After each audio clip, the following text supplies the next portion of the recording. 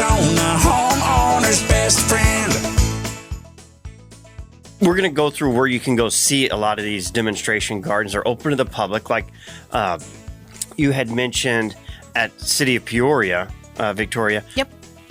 It's outside the city hall. I mean, it's 24/7. You just walk by and look at it. Yep, you wander in. We kind of say hours are usually like dawn to dusk because we, don't encourage folks to be wandering around when it's dark out there. But yeah, so they're open to the public. They're often in areas that are in front of other city facilities, and so you just come out whenever you can and wander around and check out the amazing plants on display. It's a really good opportunity to see plants in their mature form, so that before you go and pick that cute little tiny baby plant at the nursery, you know what you're actually going to be, installing in your landscape.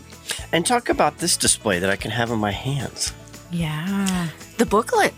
The new it's landscape. much thicker than the last one.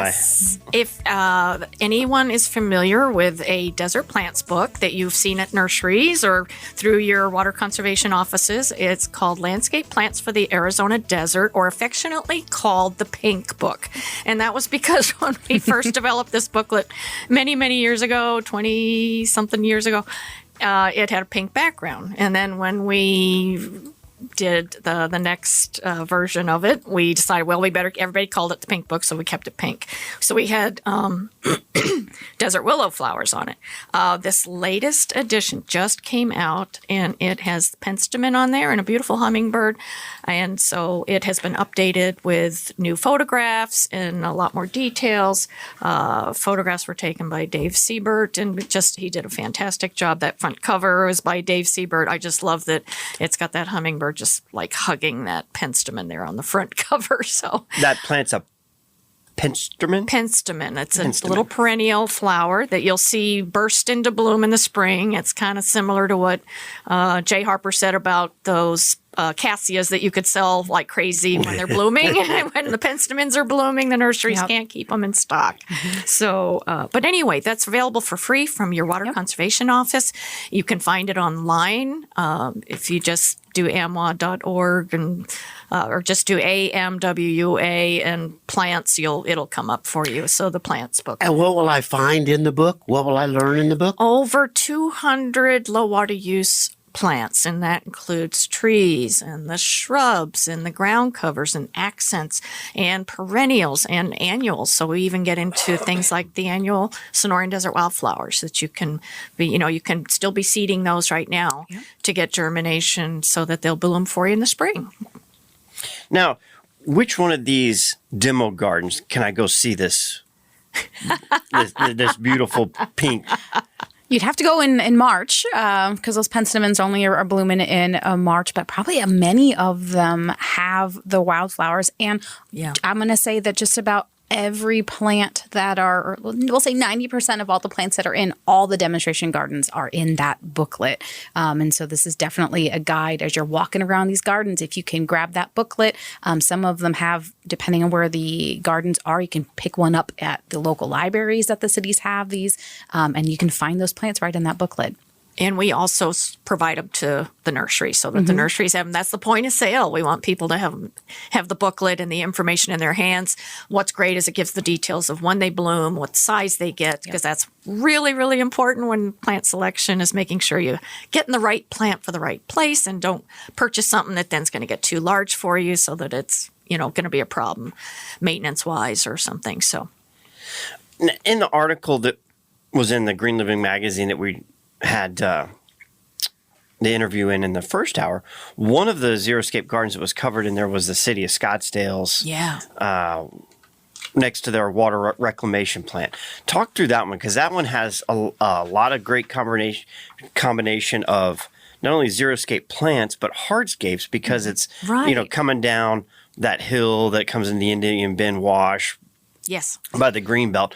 So you've got a lot of different hardscapes and gabions built into that really add to. It is beautiful, They did such a great job with that garden. It's McDonald and Hayden, about that area near the dog park.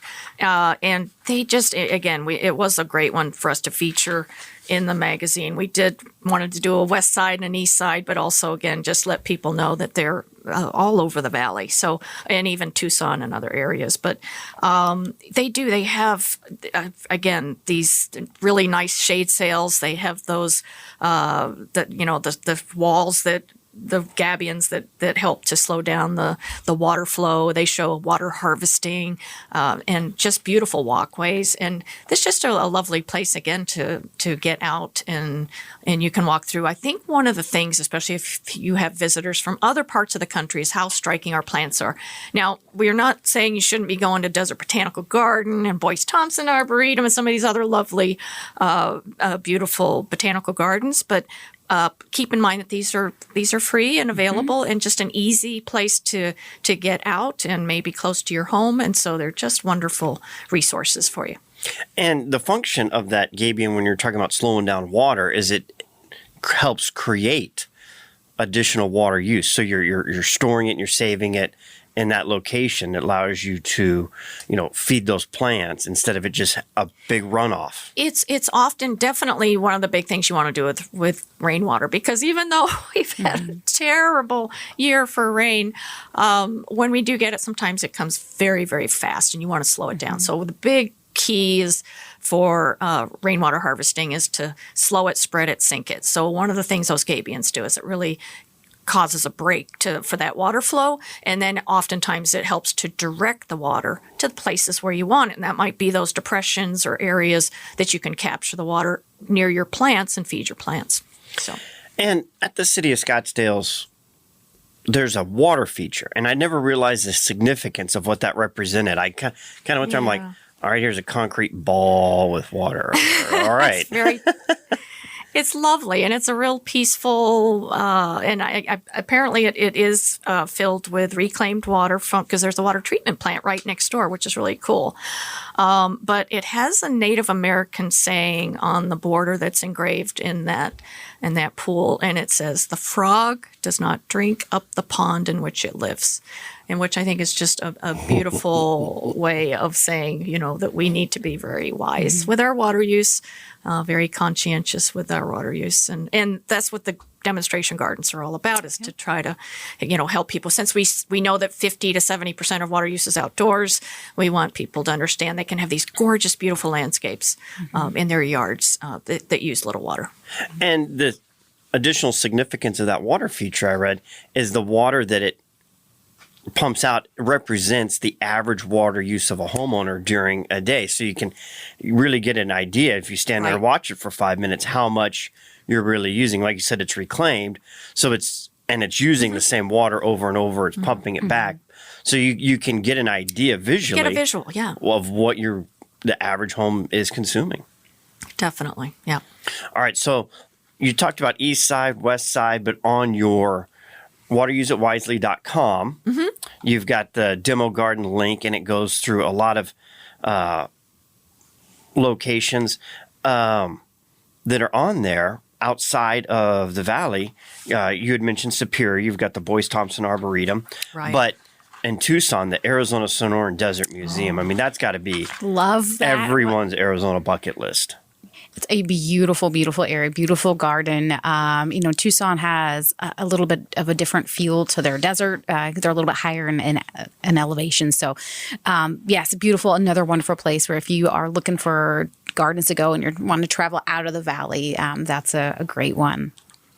And one of the unique things about Tucson, they did a lot better job building into the landscape. Yeah. Back in the day. I mean, today it's kind of different. Subdivisions come in, they scrape everything flat and then come back. But back in the day, those older homes and along the foothills, they built into the desert.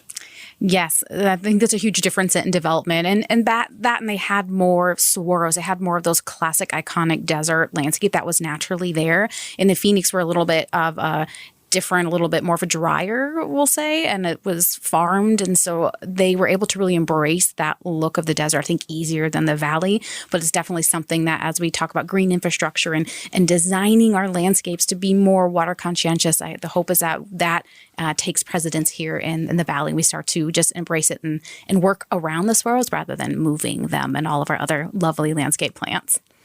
And something that a lot of people probably have driven by these because they're, like you said, they're on municipalities near the courthouse. They're up against the road. The Glendale one is right next to another park that, Swirl Ranch Park, yeah. So on the Glendale Library, so it's at the Glendale Main Library, which is right next to Swirl Ranch Park, and their garden is awesome. It's on these different sections that kind of go around the parking area of the garden, and in front and in back of the library. They have a tree trail, which is one of my favorites, a cactus garden, and they do have rainwater harvesting. That's in the front entrance area of the library is where they have their rainwater harvesting garden. So right there, easy access, public, and right next to Swirl Ranch Park, so you can go wander and do lots of things. And you don't notice or recognize that it's even there because it's natural. That's one of the things that you just know when you come across it, that this is... It's the landscape around it, but yet it's educational. It helps teach you things. It helps you see those plants in the wild, basically, and how they can really look in habitat. Yeah, if it wasn't for the signage, you would maybe not know that you were at a demonstration garden. Yes. Under the realization that 70% of a household's water is consumed outside.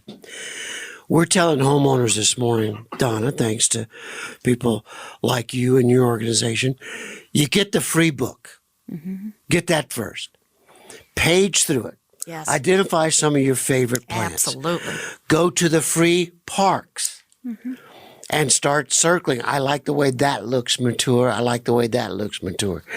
And then at that point, you get with a skilled landscaper that can identify the microhabitats on your property. And this one will go there, and this one will go there. And you want the tiered look here, and we're going to layer it here.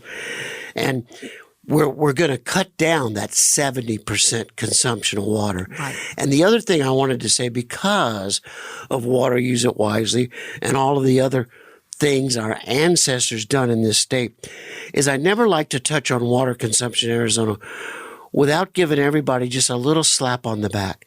We're doing a good job. Yes. Arizona is in good shape. I like your tagline now, but I loved your tagline before. We have enough to use, but never enough to waste. That was a great one. We got a lot of them. You do. So if you're contemplating any kind of modification to your existing landscaping, it would be the local community social responsible thing to do, to start with this free book. And how do I get it? Yeah. Call your water conservation office or go to the local nursery. But that is perfect, Rosie, because that is exactly right. Planning is your first big step, and figuring out what you like, getting the book, going to the demonstration gardens. It's just beautiful. And on top of that, the landscape plants for the desert, we've got this dry climate gardening from Noel Johnson that we're going to be giving out to a listener today if you sign up for the Water Use It Wisely monthly email newsletter that we're going to talk about in the next segment, because the plant of the month it has not come up today unless we've used a botanical name for the Queen's Wreath that I missed that was featured, that's very beautiful. But just text the email address you would like that to go to 620. Then we'll sign you up for the Water Use It Wisely. You'll get a confirmation email, and then y'all will be giving not only this book, but also a swag bag of Water Use It Wisely items out to one of our listeners. So just text the email address you'd like to sign up to 620, or click the link that was in your Rosie on the House email newsletter that goes out on Thursday, and you can sign up there as well. Rosie on the House, every Arizona homeowner's best friend.